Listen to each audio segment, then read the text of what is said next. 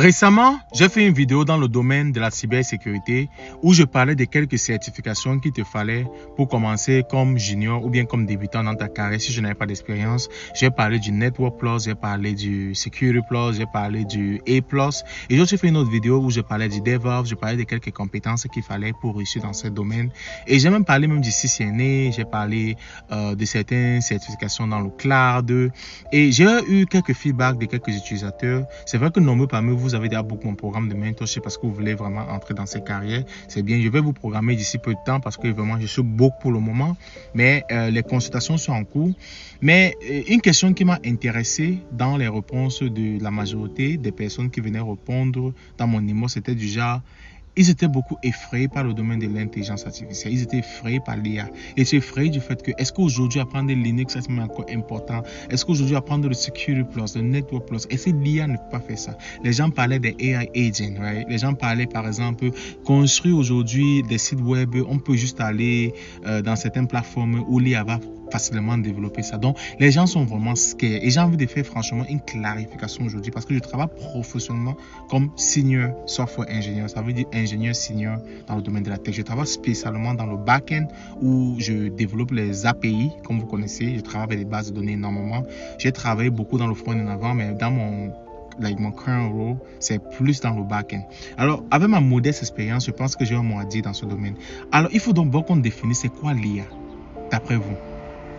Dites-moi en commentaire d'abord ce que vous pensez par rapport à l'IA. Une chose que vous demandez, c'est partager d'abord cette vidéo sur Facebook, partager-la sur YouTube et partager-la sur TikTok. Je veux qu'elle soit vue parce que l'information, c'est la clé, les gars. Les gens sont beaucoup bloqués aujourd'hui parce qu'ils n'ont pas d'information, en fait. L'IA, c'est juste ce qu'on appelle une intelligence artificielle. Ça veut dire quoi? Elle n'est pas une intelligence naturelle comme l'être humain. L'IA se base sur quoi pour prendre des décisions? C'est important. L'être humain a ce qu'on appelle le reasoning. Right? L'être humain a la raison. L'être humain a les émotions, l'être humain a le corps, l'être humain a l'âme et l'être humain a l'esprit. L'être humain a le soul. C'est-à-dire que si tu vois le feu là-bas, tu ne peux pas mettre ta main dedans. Right? Si tu vois l'eau là-bas, tu ne vas pas tomber dans la boue. L'être humain a le raisonnement. Quand il travaille, il réfléchit. Donc, en fait, c'est cette stimulation-là qu'on fait avec l'IA. Donc, dans l'IA, dans le domaine de l'intelligence artificielle, les ingénieurs en machine learning, ils développent des modèles qu'on appelle les large language models en collaboration avec les ingénieurs logiciels, les développeurs, et eux travaillent sur le modèle. Ils entraînent les données. En fait, je vais faire une vidéo par rapport à ça, mais ce que je vais te faire comprendre, c'est qu'on se base sur les données pour pouvoir apporter le raisonnement à une intelligence artificielle. Tu vois ce que je dis? Imagine que tu as un call center, un centre d'appel par exemple, où d'habitude tu as une façon de répondre au client. Tu sais que quand tu travailles dans le service client, on t'apprend la communication. C'est-à-dire que si un client appelle, voilà le premier mot que tu dois dire, voilà la prochaine question que tu dois dire. On va te dire, tu as dit bonjour monsieur Fourneau, comment vous allez, comment se passe votre soirée. C'est comme une récitation, c'est un script en fait. Tu vois un peu, c'est la même chose aujourd'hui qu'on fait avec l'IA, c'est qu'on prend ce raisonnement sur un call center. C'est pour ça que vous avez compris qu'il y a beaucoup de centres d'appels qui ont fermé et qui ont été remplacés par l'IA, malgré que tous ces projets ont en majorité échoué parce que ça n'avait pas l'air naturel. Mais je prends juste cet exemple pour éclairer le domaine de l'IA. C'est qu'on prend ces données-là, on entraîne le robot, on entraîne à répondre de la manière que les personnes répondent. Donc, le robot va enregistrer toute la journée la communication des gens dans le centre d'appel. Il va enregistrer.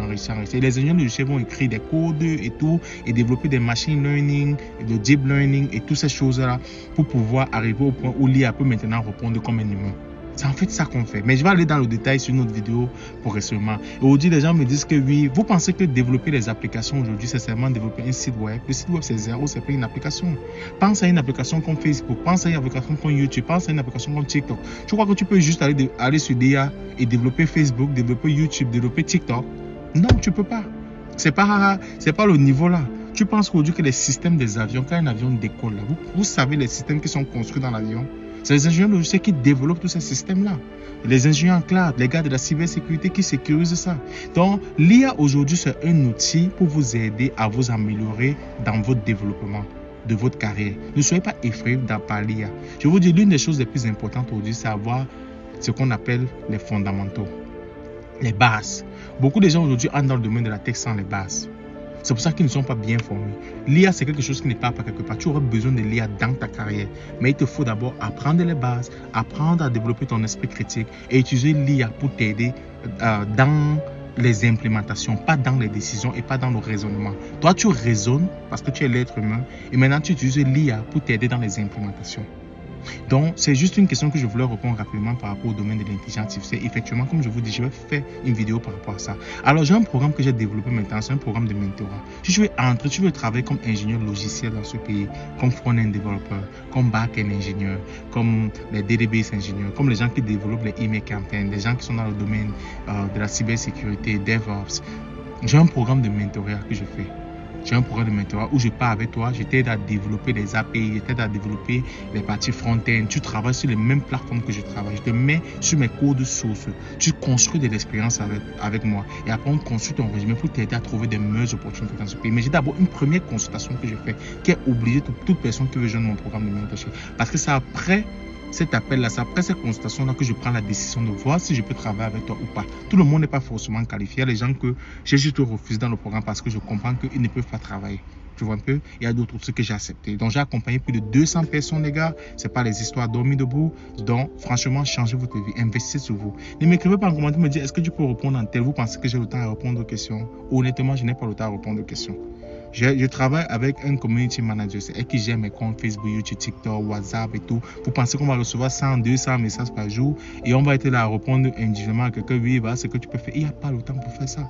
Booker la consultation. La consultation, c'est quoi? C'est comme aller dans un restaurant manger un plat. C'est ça qu'on vous donne en fait. C'est pas pour vous faire payer quelque chose. C'est pour vous aider, vous orienter. Parce que mon but aux États-Unis, c'est de développer une communauté africaine que demain, elle sera reconnue comme l'un des géants dans différents domaines. C'est ça mon objectif. C'est pour ça que je développe ma plateforme Red My Major Dario.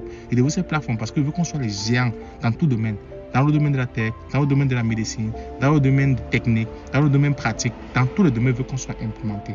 Okay? Les gars, je veux que cette vidéo soit virale. Partagez-la sur Facebook. Partagez-la sur YouTube. Partagez-la sur TikTok, dans les groupes de famille. Peace out.